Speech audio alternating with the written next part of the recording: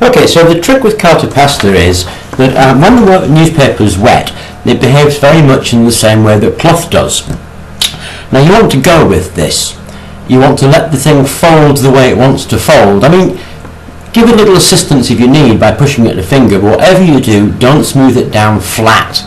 If you do that, it'll lose the air of naturalness and vitality that a sculpture like this gets in the end of the day. Now, I use a 50-50 mix of PVA and water. I've never tried wallpaper paste. I suppose you could.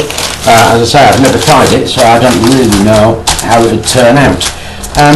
You don't want to tear the pieces of paper either in the little strips. If you were like me and at school you made a money bank out of balloon and papier mache, and that's your memory of papier mache, and you tore it, blew up the balloon, tore the paper in little strips, glued it on, and covered it in tissue paper later and painted it, and that's what we used to do in arts and crafts lessons. So you give your paper a bit of a soak in a tray of your glue mix. Now you'll notice she's standing on a white plastic board. This does drip quite a lot. So while she's drying, you want her on something. So give the paper a chance to soak, and there is the soaked paper that I'm now putting on. Okay?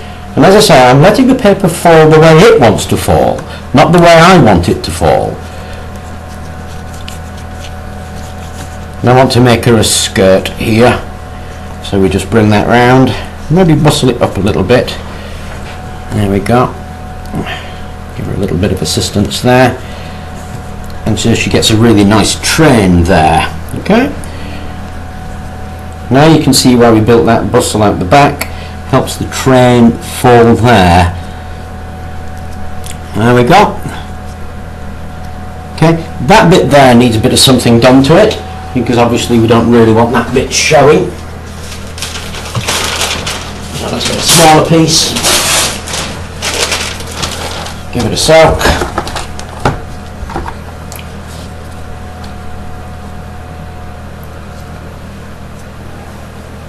And like I said, this does drip quite a lot, so be prepared for that. Should have put this bit on first, really, shouldn't I?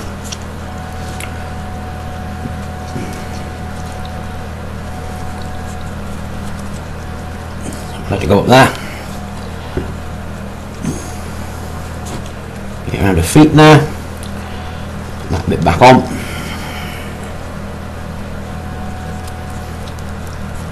And there we go. As you can see, we're already starting to get a skirt shape going on there with a nice train. Okay.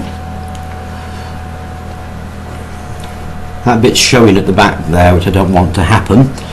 And you notice that she also bells out a little bit, which is kind of cool when it comes to the actual finished sculpture, because this will go rock hard and very stable.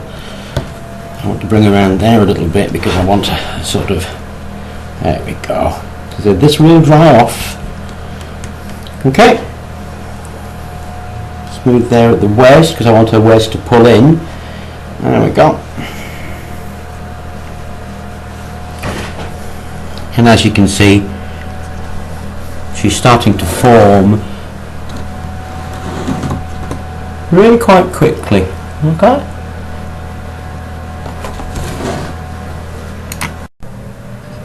So here she is, just about dry, and as you can see, she's really stiffened up. And that's how she's beginning to look.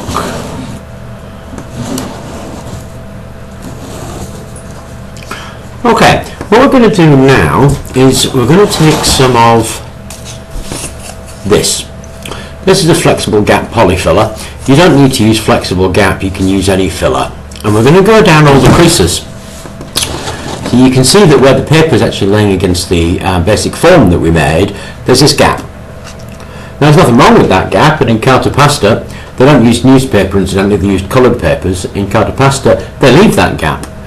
But what we're going for is to make it look as if it had been carved from a solid piece, and that's the best guidance I can give you when doing this.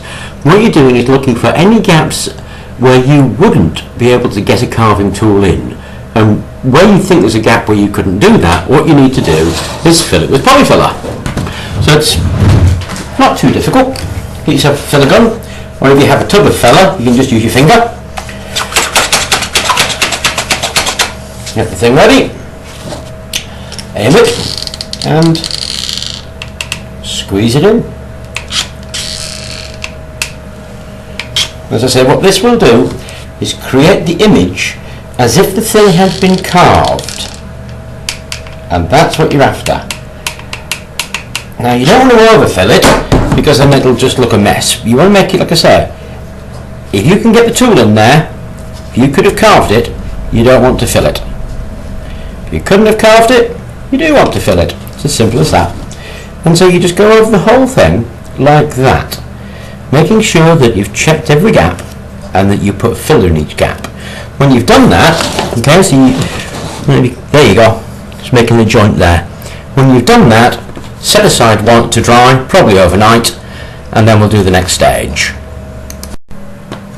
Okay, so this is her after most of the filling has been done. But you will without a doubt have missed some. Again, don't worry about it. Tomorrow we're going to give her a coat of paint, and any holes that you've missed will show up as dark spots, and we can go over it again. So, here it is done. There you go. So it's been finished off once it was filled with black paint, and then this stuff that you can see on it is called treasure silver. It's a coloured wax. You can get it at an arts and crafts shop, comes in a little pot.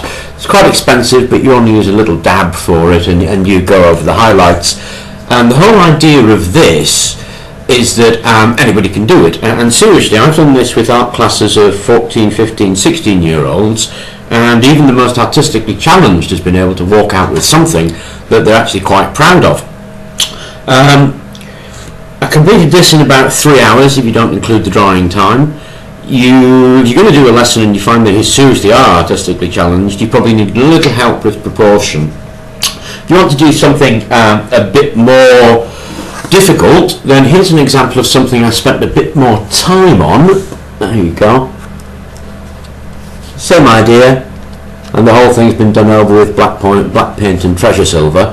They also sell a treasure gold, and that comes out quite nicely with the black as well. On this particular one, I've obviously spent quite a bit more time on the detail of the face, the body, and the legs. Now, I made this one from scratch. I didn't cast it. Obviously, I used the CartaPesta technique for the clothing, but I didn't cast the face and the body. If you work the paper and PVA mixture a little bit, it goes very pulpy, and as you squeeze it into shape and let it dry, it becomes kind of a woody sort of feel to it, and you can sand and carve the woody feel of the dried paper and glue, and you get really rather a nice finish with it.